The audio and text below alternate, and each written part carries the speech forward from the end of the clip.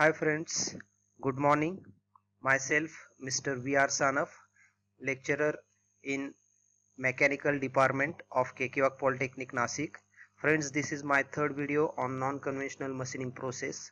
Today we are going to discuss about electrochemical machining. This electrochemical machining is exactly reverse of the electroplating. So in electroplating, by considering two electrodes placed in a tank containing conductive solution, one electrode is made cathode while other is made anode. When current is switched on, the positive ions move towards the cathode and negative ions moves towards the anode. Electrochemical reaction takes place and metal is removed from the anode and plated on the cathode. This process is known as electroplating. So we will discuss about working principle of electrochemical machining. So here it is exactly reverse of electroplating. Here the tool is made cathode and the workpiece is the anode. Means the workpiece is used as the anode, so the metal ions are removed from the workpiece, forming ions in the electrolyte. The ions are allowed to deposit on the tool. The electrolyte is so selected that after electrolysis there is no decomposition of metal on the tool. A close gap about 0.5 mm is maintained between the tool and workpiece. An electrolyte is continuously pumped into the gap and a DC voltage is applied. Due to the applied voltage, the current flows in the electrolyte. Due to this, the positively charged ions are attracted towards the cathode and the negatively charged ions are attracted towards the anode. The metal from the anode is removed atom by atom by removing negative charges that bind the surface atoms to their neighbors. The ionized atoms are then positively charged and can be attracted away from the workpiece. Hence, electrochemical reaction takes place in presence of the electrolyte, which results in the removal of metal from the workpiece. Then this is the setup diagram of electrochemical machining.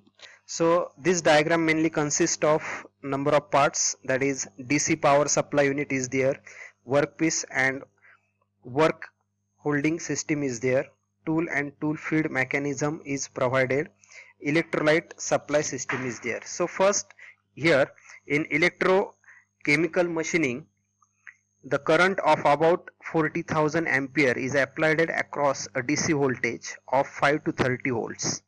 Here the workpiece is made anode.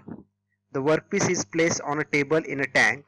The table material is non-conductive and have a good thermal stability. The tool is made cathode.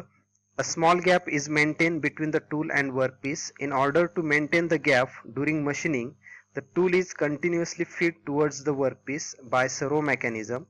The tool use is hollow to provide passage for the electrolyte. The tool has a reverse profile of that to be produced on the workpiece. An electrolyte is continuously pumped into the gap between the tool and workpiece. The electrolyte selected is such that it will not plate material on the tool. When DC voltage is applied, current flows through the equipment and electrochemical reaction takes place. This results in removal of material from the workpiece. The metal removal rate is proportional to the current intensity. So there are some functions of electrolyte. So electrolyte should carry current between the tool and workpiece. It should dissipate the heat produced in the process. It should carry away the product's reaction away from the machining area.